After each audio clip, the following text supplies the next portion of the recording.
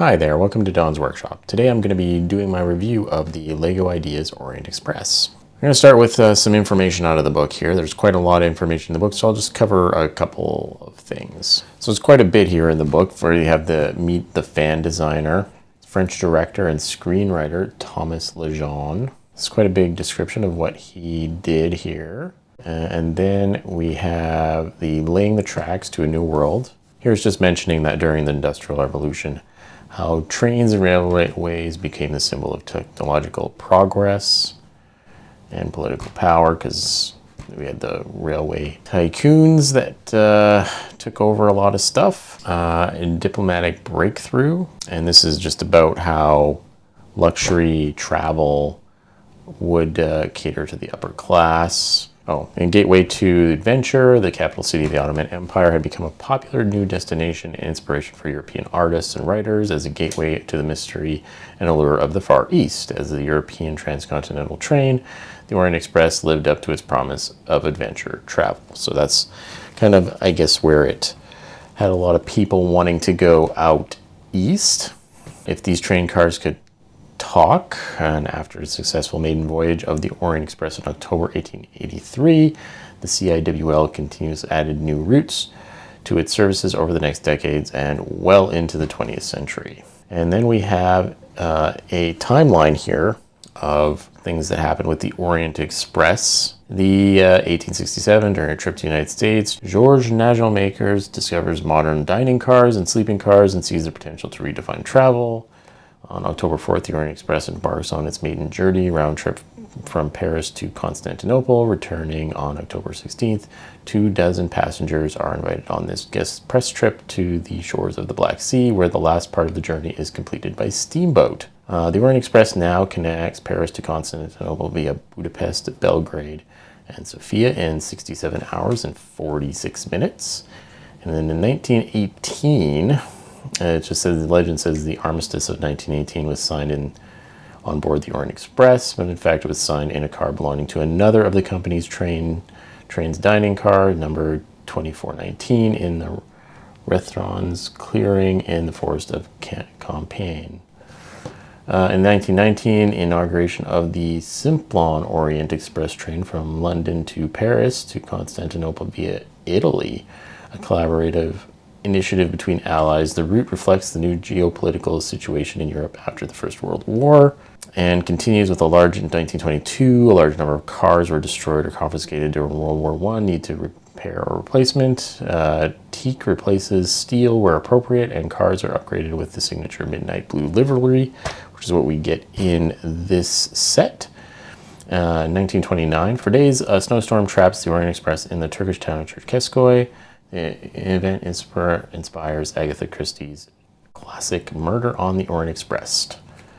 And then in 1934, the release of Agatha Christie's best-selling novel Murder on the Orient Express, featuring the fictional Belgian detective Hercule Poirot, propels the train to new heights of fame as a cultural icon. In 1946, after service throughout Europe was disrupted during World War II, service to Istanbul is finally restored. In 1974, the movie based on Agatha Christie's Murder on the Orient Express premieres worldwide and would go on to become a modern classic. And then finally, in 1977, facing fierce competition for modern luxury air travel, the Orient Express makes its last journey to Istanbul on May 20th. Unfortunately, the end of the Orient Express. And then just about the LEGO designers, a lot of some of the details that you build into the cars. And that's like some of the information in the book. Okay, so let's start with just the minifigs here. So we have 8 minifigs all together. We have like baggage guy here. We got this reporter. We got this rich lady, I guess, who's staying in the car. She's got a fancy hairdo here. They all have a couple of, this is a little purse thing you build. The actual Lego like suitcases here. These gold pens here that for the reporter lady. And then we have the guy who's shoveling the coal. We have a reporter or a filmmaker here with a camera. Nice little cool build with the camera. And and it's got this overhanging bag on as well. Then we have this old guy here with a walking stick. We have the, I don't know, the conductor, I guess, here with a pocket watch print on here. And then we have a server with another white door on here with a cup. And then this also comes with the cart here with a trunk filled with some gems and another extra box and a little top secret letter. So nice little details you get with the train here with the minifigs. Let's start with the dining car. So the dining car, it's the first car you make after you build the track. And these roofs are really nicely go on and off. I was surprised, even though they don't have like full connections for the sides here, they're really actually pretty solid. And then we have kind of a couple of tables here in the dining car and a bar. There's a nice little bar back here. Little table. And these have these decorative panels back here and a couple of mirror prints on in the bar area. And we have the wheels here that spin on these bottom plates. So lots of little details on the bottom as well as internally. And then these doors, these nice doors that you have. And some printed or some sticker pieces in there as well on both sides.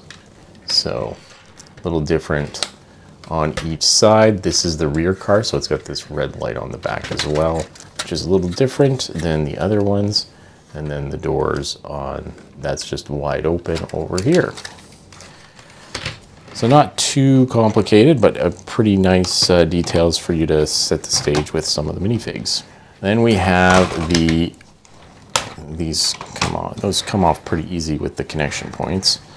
So those are not good. Not magnets though, which would have been nice, but it's again comes off nicely. Same build. And in the sleeper car here, we've got quite a little detailed like bathroom for the regular one. It's got bunk beds in here, it's got a little table with a backgammon board on it, and then we've got this sink in here. And there's a mirror actually in there, another sticker piece.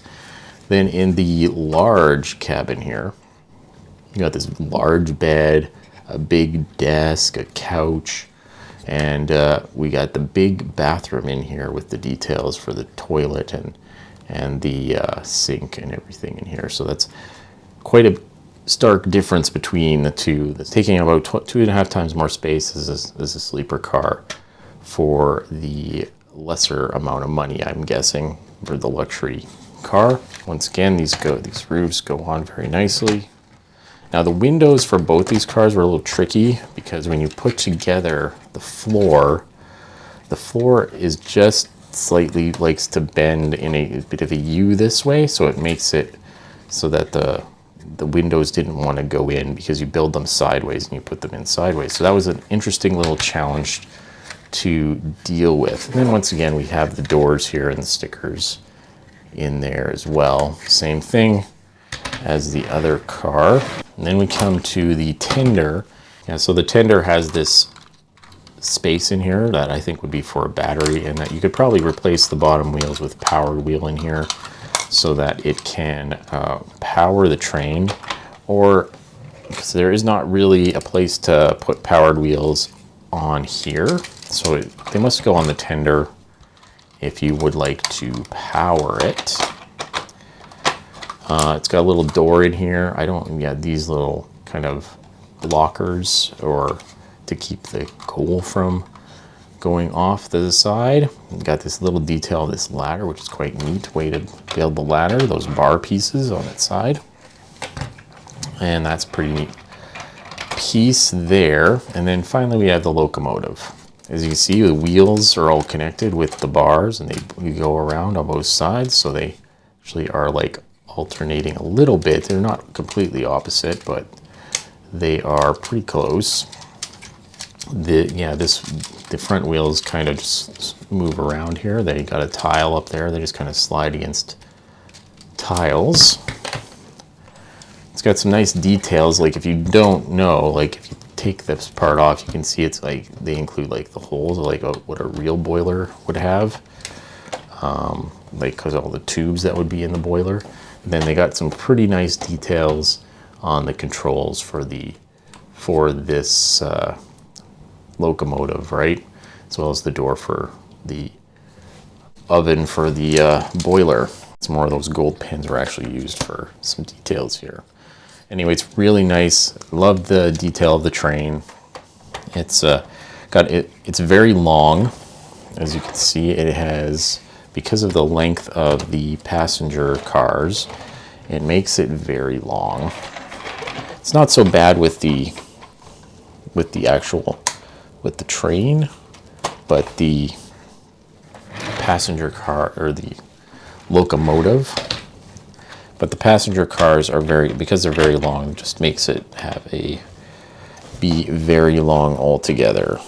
And these hook up. This is the trickiest hook up here, is this one between the tender, because I almost always have to lift the tender up to hook it together. And then the last car goes on. There's a stopper back on this end, and then the last car can just go on over here. So there is the train there. You see it's very long. Can't even get it all the way over that way. I got stuff in the way over here. So that's the train. So it was a very nice build. I really like the build and all the details they included. I like how the train is very, very solid. I like how it has the option that you think you can power it. They didn't leave you hanging with that and give you no option to try to power it, thanks to the space in the tender. And I think that would be a fun little project to do someday. I do think I have the power supply that I can use to run this train if I wanted to give it a try. I don't know about the tracks though. I don't know if I have the long enough tracks. Anyway, if you like that review and you would like to see more, please subscribe. Thank you for watching, and take it easy.